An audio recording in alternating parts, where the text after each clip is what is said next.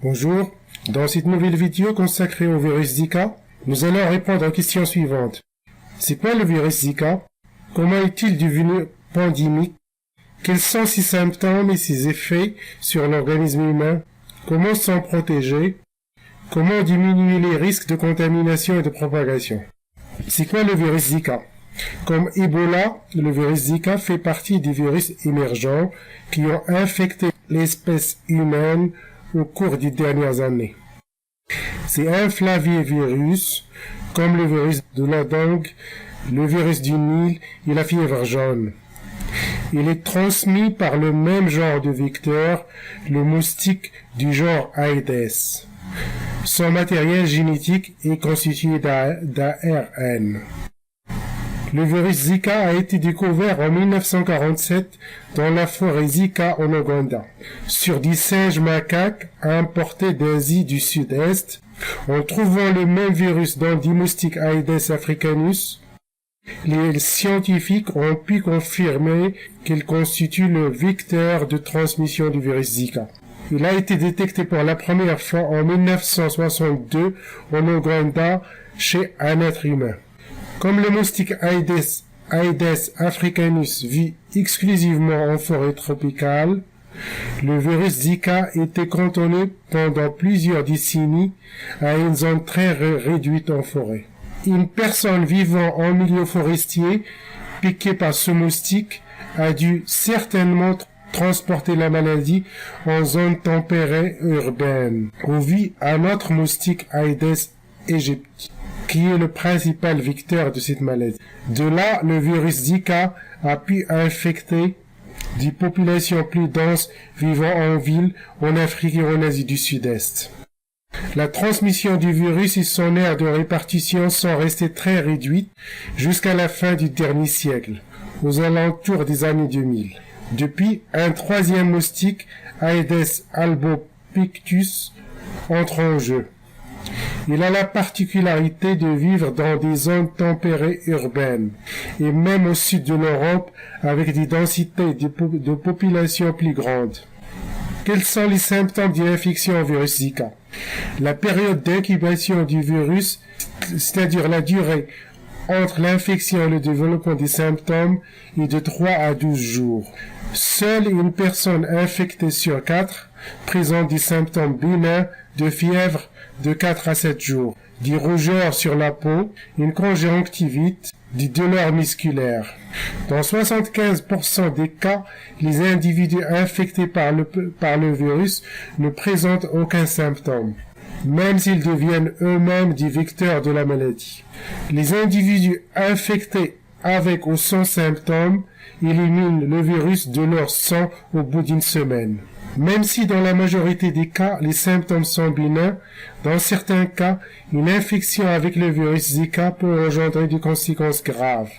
Le premier symptôme grave est ce qu'on appelle la microcéphalie. Le risque le plus important d'une infection par le virus Zika réside dans le danger qu'il représente lorsqu'une femme enceinte est atteinte par ce virus. Le virus arrive à traverser la barrière placentaire et à cibler le système nerveux central du fœtus. Au Brésil, il y a eu une forte augmentation de la fréquence de la microcéphalie chez les nouveau-nés. Le virus provoque des dommages irréversibles au système nerveux.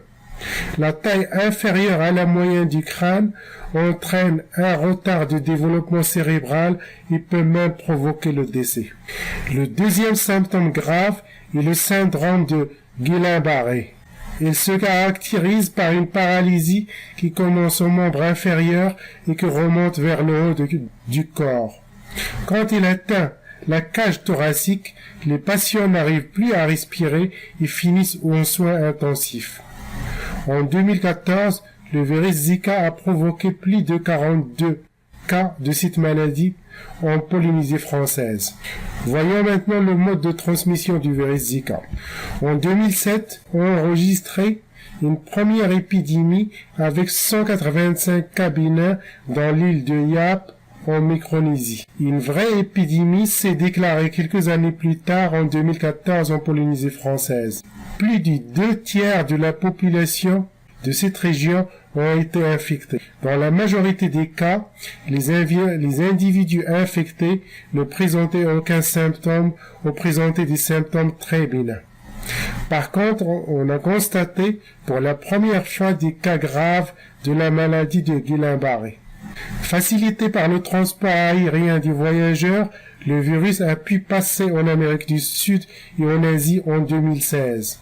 En atteignant plus d'une vingtaine de pays, le virus Zika est devenu une menace mondiale et une priorité pour l'OMS, l'Organisation mondiale de la santé. On pense qu'il y a plusieurs millions de personnes infectées rien qu'au Brésil. La propagation du virus en Amérique du Sud a été fulgurante car les populations de ces zones n'ont jamais été exposées au virus, qui a été introduit probablement par un voyageur venant de Polynésie française par avion. Les populations de ces régions n'avaient aucune immunité contre ce virus, d'où les millions de cas enregistrés actuellement. La propagation du virus semble hors de contrôle malgré les mesures préventives adoptées. Le virus Zika peut être transmis par une vingtaine d'espèces de moustiques du genre Aedes. Le moustique tigre Aedes albopictus et le moustique Aedes aegypti sont les principaux vecteurs de la maladie. Aedes aegypti vit dans les zones tropicales, principalement l'Amérique du Sud, l'Afrique et l'Asie, mais le moustique tigre a une répartition mondiale et peut vivre dans les zones tempérées comme le sud de l'Europe. Le virus a été détecté en France, l'Espagne, l'Italie, les Pays-Bas, le Portugal et le Danemark chez des personnes rentrant d'Amérique du Sud. Quels sont les risques d'une épidémie mondiale du virus Zika? Les Jeux olympiques de Rio peuvent constituer un risque non négligeable de propagation mondiale du virus.